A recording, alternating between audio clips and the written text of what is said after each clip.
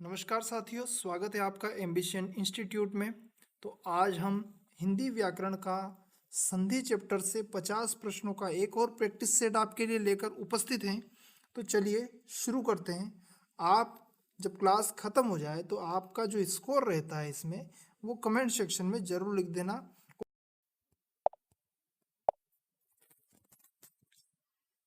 पहला प्रश्न है, पवन शब्द का सही संधि विच्छेद क्या होगा? तो पवन क्या होगा? पो धन अन, पो धन अन, पा धन अन या प धन वन, क्या होगा? तो पवन का क्या हो जाएगा? पो धन अन, क्योंकि जब व के पहले कोई भी अक्षर आता है तो उसमें कौन सी मात्रा लगती है? औ की। कौन सी मात्रा लगती है? औ की। तो ये हो जाएगी अयादि संधि। अगला प्रश्न है, देव ऋषि शब्द में कौन सी संधि है? देव धन ऋषि, क्या होगा? देव धन ऋषि, इसमें कौन सी हो जाएगी? ए और ऋषि मिलकर क्या हो जाएगा? और हो जाएगा। तो ये देवर्षि में कौन सी संधि हो जाएगी? गुण संधि। अगला प्रश्न है, इत्यादि शब्द का संधि विच्छेद क्या होगा? तो इत्यादि में क्या होगा? इति, इत धन आदि, इत्याधन दी, इति धन आदि या इति धन इधि, क्या हो जाएगा? तो इसमें इसका हो जाएगा इति धन आदि। क्या हो जाएगा? इति धन आदि। और ये कौन सी संधि हो जाएगी? यण संधि। अगला प्रश्न है, वागीश शब्द में कौन सी संधि निहित है? तो वागीश में कौन सी है? क्या स्वर है, विसर्ग है, गुण है या व्यंजन है?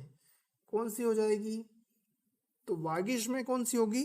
वागीश का संधि विच्छेद करेंगे तो क्या होगा? वाक धन ईश। तो वागीश में कौन सी हो जाएगी? व्यंजन संधि। अगला प्रश्न है, निराहार शब्द का सही संधि विच्छेद क्या है?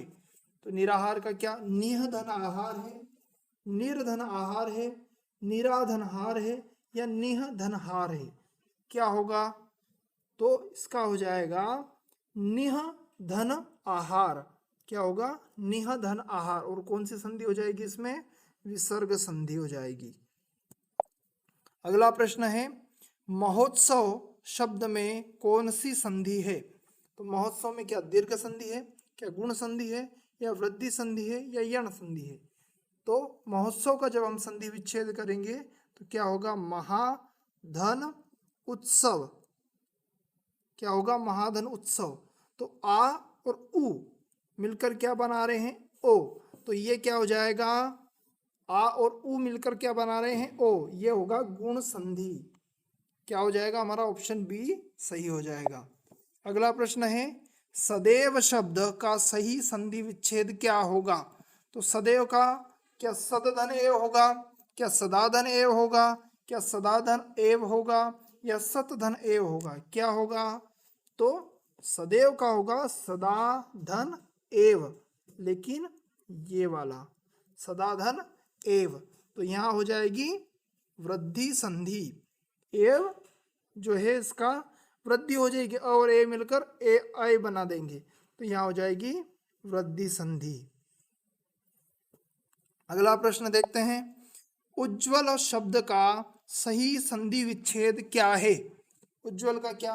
उज धन ज्वल, उत धन ज्वल, उप धन ज्वल, उत धन ज्वल, क्या हो जाएगा?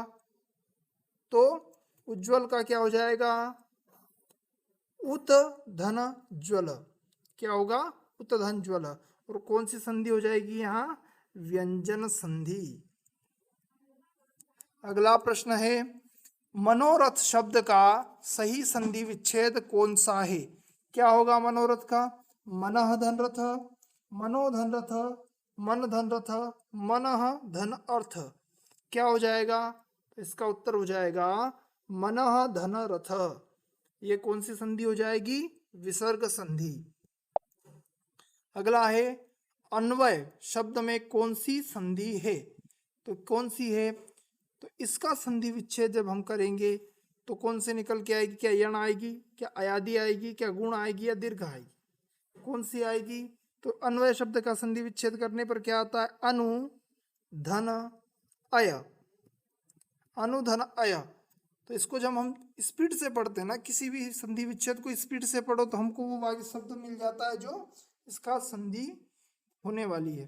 तो हमको अनु अनु अनुअय अनुअय किसको पढ़ेंगे बार बार, तो अन्वय आ जाता है। तो कौन सी संधि है इसमें? अनु धन अय। इसमें कौन सी संधि हो जाएगी? यण संधि। अगला प्रश्न है, कविंद्र शब्द का सही संधि विच्छेद क्या होगा? क्या होगा? कवि धन इंद्र, कवि धन इंद्र, कवि धन इंद्र, या कवि धन इंद्र। देखो कवि कैसे लिखा जाता है वह अगर हमको आ गया तो हमको इसमें पता चल जाएगा कि कौन सा संधि विच्छेद इसका सही होगा। तो यहाँ ये कवि जो लिखा है ये गलत लिखा हुआ है, ये वाला कवि सही लिखा है, ये कवि भी सही लिखा है, ये वाला भी गलत लिखा है। तो दो तो गलत हो गए। अब इंद्र को देखेंगे, इंद्र कौन सा सही है? तो ये इंद्र भी गलत लिखा है, तो बचा एक, ऑप्शन बी हमारा सही हो जाएगा, कवि धन इंद्र। अगला प्रश्न है, एक एक शब्द में कौन सी संधि प्रयुक्त हुई है? क्या दीर्घ संधि है, क्या गुण संधि है, क्या वृद्धि संधि है, क्या यण संधि है? बताइए एक एक में कौन सी संधि होगी? तो एक धन एक, क्या हो जाएगा? एक धन एक। तो यहां कौन सी हो जाएगी? वृद्धि संधि। कौन सी होगी? वृद्धि। अगला प्रश्न है, दिगंबर शब्द का सही संधि विच्छेद क्या होगा? दिगंबर का क्या होगा? क्या दिग धनांबर होगा, क्या दिह धनांबर होगा, दिशा धनांबर होगा, या दिक धनांबर होगा? तो क्या होगा इसका उत्तर? दिक धन अंबर। चौथा प्रश्न जो ऑप्शन है हमारा वो सही हो जाएगा, दिगंबर का दिक धन अंबर। अगला प्रश्न है, निश्चल शब्द का सही संधि विच्छेद क्या है? तो निह धनचल, निस धनचल, निश धनचल, या निचल? क्या हो जाएगा? तो निश्चल का जो होगा वो हो जाएगा निह धनचल। ये कौन सी संधि हो जाएगी? विसर्ग संधि। अगला प्रश्न है, सर्पीस या सप्तर्षि या महर्षि शब्द में कौन सी संधि होती है? तो महर्षि शब्द में कौन सी संधि है? क्या दीर्घ संधि है, क्या गुण संधि है, यण संधि है, या वृद्धि संधि है? कौन सी हो जाएगी महर्षि में? तो इसमें होगी गुण संधि। जब अ और ई मिलता है, महर्षि महाधन ऋषि, तो अ या और ऋषि मिलता है तो हो जाता है अर। क्या हो जाता है? अर। तो ये गुण संधि है। अगला प्रश्न है, अत्याचार शब्द का सही संधि विच्छेद क्या होगा? क्या होगा? अत्यधन आचार, अति धन आचार, अति धन आचार, अत्याधन चार। क्या हो जाएगा इसका उत्तर? तो इसका उत्तर हो जाएगा अति धन आचार। ई और आ मिलकर य बनाते हैं। क्या बनाते हैं? ई और आ मिलकर य। और कौन सी संधि हो जाएगी ये? यण संधि। अगला प्रश्न देखते हैं, जगन्नाथ शब्द में कौन सी संधि है? क्या स्वर संधि है, क्या विसर्ग संधि है, क्या गुण संधि है, या व्यंजन संधि है? तो जगन्नाथ का संधि विच्छेद करते हैं हम, जगत धन नाथ। क्या होगा? जगत धन नाथ। तो कौन सी संधि आ जाएगी यहाँ? व्यंजन संधि। अगला प्रश्न है, दुस्तर शब्द का सही संधि विच्छेद क्या होगा? तो क्या दुहतर होगा, क्या दुष्धंतर होगा, क्या दुष्टंतर, दूरतर? क्या हो जाएगा? तो सही उत्तर हो जाएगा हमारा दुह धनतर, यानी कि दुस्तर। ये कौन सी संधि है? विसर्ग संधि। अगला प्रश्न देखते हैं, नायक शब्द का सही संधि विच्छेद क्या होगा? तो जब य के सामने कोई भी अक्षर हो और वो आ की मात्रा के साथ हो तो उसका क्या हो जाता है? तो उसका हो जाता है ऐ। तो यहाँ एक तो ये हो सकता है या ये हो सकता है। तो कौन सा हो जाएगा? ऑप्शन बी सही हो जाएगा। और कौन सी संधि है ये? अयादी संधि। अगला प्रश्न है, सूर्योदय शब्द में कौन सी संधि है? अब इसका हम संधि विच्छेद करेंगे। दीर्घ संधि है क्या, वृद्धि संधि है, यण संधि है, गुण संधि है, कौन सी होगी? तो इसका संधि विच्छेद करने पर क्या होता है? सूर्य धन उदय। अ और उ मिल रहे हैं और ओ बना रहे हैं, अ और उ मिलकर ओ बना रहे हैं, तो कौन सी संधि हो जाएगी? गुण संधि। अगला प्रश्न है, सज्जन शब्द का सही संधि विच्छेद क्या होगा? क्या सज्जन होगा, सद धनजन होगा, सह धनजन होगा, या सत धनजन होगा? तो क्या हो जाएगा? इसका उत्तर हो जाएगा सत धनजन। यानी कि सत्या जन का अर्थ होता है व्यक्ति और सत का अर्थ होता है सच्चा, तो सच्चा आदमी सज्जन। और अब यहाँ कैसे हुआ? तो जो त है, त अपना पीछे वाला जो भी हो उसका अपना तृतीय वर्ण ग्रहण करता है, तो सत त का क्या हो गया? ज और न, ये हो गया सज्जन। नमस्कार शब्द का सही संधि विच्छेद क्या है? नमः धनकार, नमस धनकार, नम धनकार, या नमो धनकार? क्या होगा उत्तर? तो नमस्कार का क्या होगा? नमः धनकार। और कौन सी संधि हो जाएगी इसमें? विसर्ग संधि। अगला प्रश्न है, भानु उदय या भानुदय शब्द में कौन सी संधि प्रयुक्त हुई है?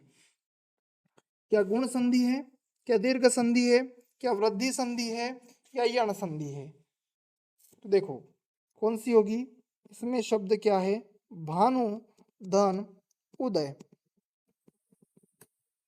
तो उ और उ मिल रहा है। क्या मिल रहा है? उ और उ मिल रहा है और बड़ा उ बन रहा है। यह मात्रा गलत है, भानुदय में बड़ी मात्रा आएगी।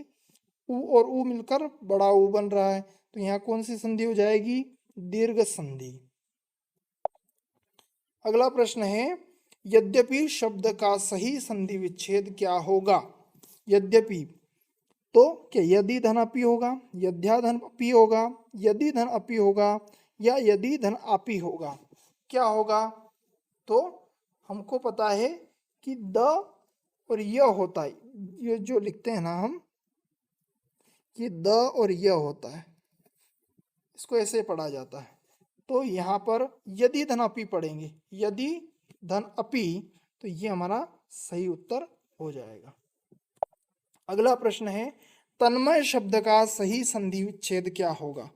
तन्मय, तन धनमय, तम धनमय, तद धनमय, या तत् धनमय? क्या होगा? तो यहाँ पर पहली बात तो संधि कौन सी होगी? व्यंजन संधि। और क्या होगा? तत् धनमय। और तत् का त का पांचवा वर्ण कौन सा है? न होता है, तो ये त का क्या हो जाएगा? न हो जाएगा। तो उत्तर सही कौन सा हो जाएगा? डी। अगला प्रश्न है, निष्कपट शब्द में कौन सी संधि है? तो निष्कपट में क्या विसर्ग संधि है, क्या व्यंजन संधि है, स्वर संधि है, या गुण संधि है? कौन सी होगी? तो निष्कपट में इसका संधि विच्छेद करेंगे तो क्या होगा? निह धन कपट। तो आपको हमको दिख रहा है कि यहाँ विसर्ग लगा हुआ है, तो कौन सी संधि हो जाएगी? विसर्ग संधि। अगला प्रश्न है, परमेश्वर शब्द का सही संधि विच्छेद क्या होगा? क्या परम धन ईश्वर है, परम धन ईश्वर, परमे धन स्वर, परमा धन ईश्वर? क्या हो जाएगा? तो हम एक ही चीज पकड़ेंगे कि ईश्वर कहाँ सही लिखा है। तो ईश्वर यहाँ भी सही लिखा है, यहाँ भी सही लिखा है, पर परमा नहीं कोई शब्द है क्या? नहीं। परम है क्या? हाँ। तो परम धन ईश्वर ये सही हो जाएगा। और अ और ई मिलाकर ए हो रहे हैं, जब अ और ई मिलाकर ए होते हैं तो कौन सी संधि होती है? गुण संधि। अगला प्रश्न है, स्वागत शब्द में कौन सी संधि निहित है? दीर्घ संधि, गुण संधि, यण संधि, या वृद्धि संधि? कौन सी संधि है? तो जब उ और अ या आ मिले, उ और अ या आ मिले और वह हो जाए, तो कौन सी संधि होती है? वहां यण संधि होती है। तो इसका संधि विच्छेद क्या होगा? सु धन आगत। सुधन आगत, ये क्या हो जाएगा? स्वागत। अगला प्रश्न देखते हैं, उद्धार शब्द का सही संधि विच्छेद क्या होगा? उद्धार, उत धन धार, उप धन हार, धार, उत धन धार, उत धन हार, क्या होगा? तो इसका सही उत्तर क्या हो जाएगा? उत धन हार। यहाँ क्या हो रहा है, त का तृतीय वर्ण, त का क्या तृतीय वर्ण क्या होता है? ध, और ह का भी ध हो रहा है, तो ये क्या हो जाएगा? त का तृतीय वर्ण द होता है, माफी चाहता हूं, और ह का क्या हो जाएगा? ध, तो यहाँ हो जाएगा उद्धार। अगला क्या है, निराशा शब्द का सही संधि विच्छेद क्या है? तो निराशा में क्या क्या निह धन आशा है, निर्धन आशा है, निराधन शाह है, या निधन आशा है, क्या हो जाएगा? तो निराशा में कौन सी संधि है? पहली बात तो विसर्ग संधि, क्या होगी? विसर्ग संधि। क्यों? निह धन आशा जो है ये हमारा ऑप्शन होगा, निह धन आशा निराशा होती है। गिरी शब्द में कौन सी धन संधि प्रयुक्त हुई है? गिरी धन ईश, इसका संधि विच्छेद करेंगे तो क्या होगा? गिरी धन ईश। तो इसमें क्या गुण संधि है, दीर्घ संधि है, वृद्धि संधि है, यण संधि है, कौन सी है? तो ई और ई मिलकर बड़ी ई बनाते हैं, और जब ई और ई मिलकर बड़ी ई बनाते हैं तो कौन सी संधि होती है? दीर्घ संधि। अगला प्रश्न है हमारा, प्रत्येक शब्द का सही संधि विच्छेद क्या होगा? प्रत्येक शब्द का क्या होगा? क्या प्रत्यय धन एक होगा, प्रतिधन एक होगा, प्रतिधन एक होगा, या प्रत्यधन एक होगा, क्या होगा? तो पहली बात तो प्रत्यधन एक तो नहीं होगा, प्रत्यधन एक भी नहीं होगा। अब ये जो बी और सी है ये दोनों ऑप्शन एक जैसे हैं, एक को हम ऐसा लगा दो कि प्रतिधन एक हो गया, तो ऑप्शन बी या सी में से कोई सा भी सही लगाओ, दोनों एक जैसे ऑप्शन, हमने एक को ये बना दिया तो ऑप्शन बी हमारा यहाँ सही हो जाएगा। कौन सा? ऑप्शन बी, प्रतिधन एक। अगला प्रश्न है, संतोष शब्द का सही संधि विच्छेद क्या है? सन धनतोष, सम धनतोष, स धनतोष, या सम धनतोष। तो संतोष का क्या हो जाएगा? यहाँ हो जाएगा ऑप्शन डी, समधनतोष। अगला प्रश्न है, तपोवन शब्द में कौन सी संधि है? क्या विसर्ग संधि होगी, क्या स्वर संधि होगी, क्या व्यंजन संधि होगी, या दीर्घ संधि होगी? तो देखिए, तपोवन में जो संधि विच्छेद होगा वो होगा तपह धन वन, तो जो विसर्ग है उसका ओ हो जाएगा और ये हो जाएगा तपोवन। जैसे कि हम लिखते हैं ना मनोहर का, मनोहर का क्या हो जाता है? मनः धन हर, वैसे ही तपह धन वन का तपोवन हो जाएगा, और ये कौन सी संधि हो जाएगी? विसर्ग संधि जाएगी। अगला प्रश्न है, महौषधि शब्द का सही संधि विच्छेद क्या होगा? महाधन औषधि होगा, क्या महधन औषधि, महा औषधि, महौषधि, क्या होगा? तो इसका हो जाएगा महाधन औषधि, महान औषधि जो इसको कहते हैं उसको महौषधि कहेंगे। अगला प्रश्न देखते हैं, इत्यादि शब्द में कौन सी संधि है? तो इत्यादि को हम पहले भी कर चुके हैं, इसका संधि विच्छेद होगा इति धन आदि, इत्यादि। तो इत्यादि में कौन सी संधि होगी? ई धन आ, जब ई और आ मिलते हैं तो क्या होगा? यह हो जाएगा, और ये कौन सी संधि होती है? ये होती है यण संधि। अगला प्रश्न, उद्घाटन शब्द का सही संधि विच्छेद क्या होगा? तो उद्घाटन का क्या होगा? क्या उद्घन घाटन होगा, उत्धन घाटन, उड़धन घाटन, उपधन घाटन, क्या होगा? तो इसका सही उत्तर हो जाएगा बी, उत्धन घाटन, जो पहले भी हमने पढ़ा है कि त का तृतीय वर्ग द हो जाएगा और उद्घाटन हो जाएगा। अगला प्रश्न है, यशोदा शब्द का सही संधि विच्छेद बताओ। तो यशोदा का क्या हो जाए? कि यश धन दा होगा, यशोधन दा होगा, यश धन उदा होगा, या यश धन ओदा होगा, क्या होगा? तो यश धन दा, ये इसका सही उत्तर हो जाएगा, और यहाँ कौन सी संधि हो जाएगी? विसर्ग संधि। जैसे मनः धन हर होता है तो मनोहर होता है, वैसे ही यहाँ होगा। महेंद्र शब्द में कौन सी संधि प्रयुक्त हुई है? तो महेंद्र शब्द में कौन सी होगी? तो महेंद्र शब्द का जब संधि विच्छेद करेंगे तो क्या होगा? महा धन इंद्र। और जब आ और ई मिलते हैं तो कौन सी संधि हो जाती है? गुण संधि। कौन सी होगी? गुण संधि। अगला प्रश्न है, भावुक शब्द का सही संधि विच्छेद क्या होगा? भावुक का, तो अब इसकी एक पहचान है कि जब व या य के पहले कोई भी वर्ण आए तो उसके आगे, व के आगे तो ओ लगता है और य के आगे ए की मात्रा लगती है और यहाँ ओ की मात्रा लगती है। तो यहाँ पर भावुक में हमको देखेंगे कि व है तो वह के आगे ओ की लगनी चाहिए, तो कौन सी लगेगी भैया? भो धन उक। कौन सा हो जाएगा?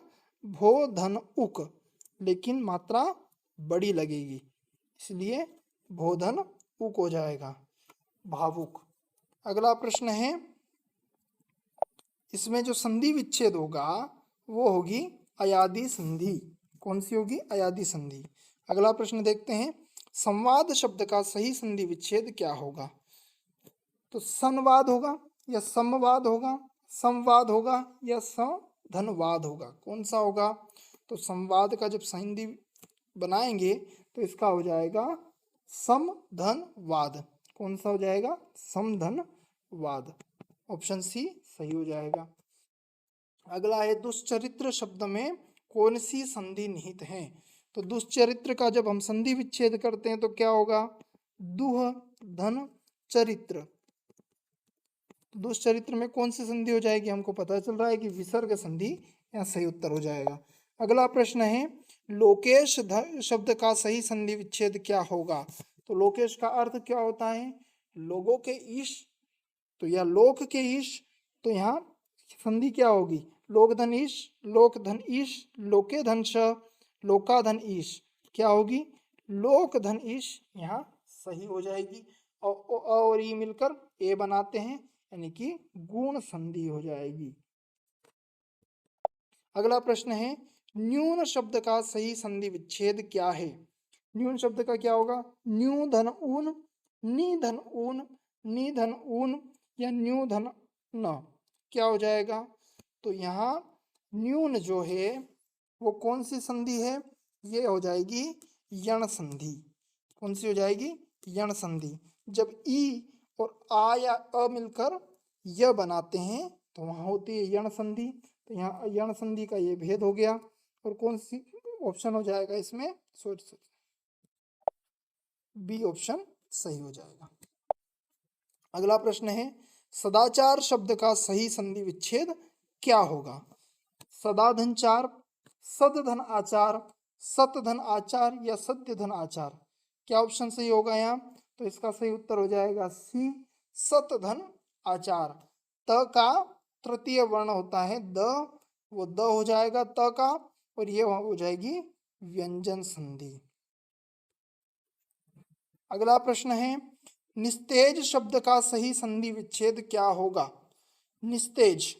अब निस्तेज से हमको क्या पता चलेगा? क्या निह धन तेज है, निस धन तेज है, निश धन तेज है या निह धन तेज है? क्या हो जाएगा उत्तर? तो इसका उत्तर हो जाएगा ऑप्शन ए सही हो जाएगा। और संधि कौन सी हो जाएगी? विसर्ग संधि। अगला प्रश्न है, रामायण शब्द में मुख्य रूप से कौन सी संधि मानी जाती है? तो रामायण में कौन सी होगी? राम धन आयण। कौन सी संधि हो जाएगी? देख के बता दो। यहाँ हो जाएगी दीर्घ संधि। अ और आ मिलकर आ बनाते हैं, दीर्घ संधि हो जाएगी। अगला प्रश्न है, वाग्मय शब्द का सही संधि विच्छेद क्या होगा? तो वाग्मय, पहले तो इसका संधि कौन सी हो जाएगी? यहाँ हो जाएगी व्यंजन संधि। और व्यंजन संधि है तो व्यंजन जुड़ रहे हैं कहाँ? हलंत लगा हुआ है, जहाँ जहाँ हलंत लगा हो वहाँ व्यंजन संधि हो जाती है। वाक धनमय, तो क का ग हो गया तृतीय वर्ण, तो क्या हो गया? वाग्मय। अगला ऑप्शन प्रश्न, परमोज शब्द में कौन सी संधि है? परमोज शब्द में कौन सी संधि है? तो इसका संधि विच्छेद करेंगे तो क्या हो जाएगा? परम धन ओज, परमोज। परमोज में कौन सी संधि है? तो यहाँ अक और ओ मिलकर क्या बना रहे हैं? बड़ा ओ। और क्या हो रही है? बड़ा ओ बन रहा है, मतलब वृद्धि हो रही है, तो यहाँ वृद्धि संधि हो जाएगी। अगला और अंतिम प्रश्न, अन्वेषण शब्द का सही संधि विच्छेद क्या होगा? अन्वेषण का क्या होगा? क्या अनधन्वेषण होगा, अनुधनेषण होगा, अनुधनएषण होगा, या अन्वेधनषण होगा? तो अनुधनएषण यहाँ सही उत्तर होगा हमारा। और यह कौन सी संधि हो जाएगी अनुधनएषण की? अयादी संधि। कौन सी हो जाएगी? अयादी संधि। तो आज की हमारे 50 प्रश्नों की जो सीरीज थी वो यहाँ खत्म होती है। आपको ये क्लास कैसी लगी कमेंट करके जरूर बता देना और अपना स्कोर कमेंट में जरूर डाल देना। मिलते हैं अगली क्लास में, तब तक के लिए जय हिंद।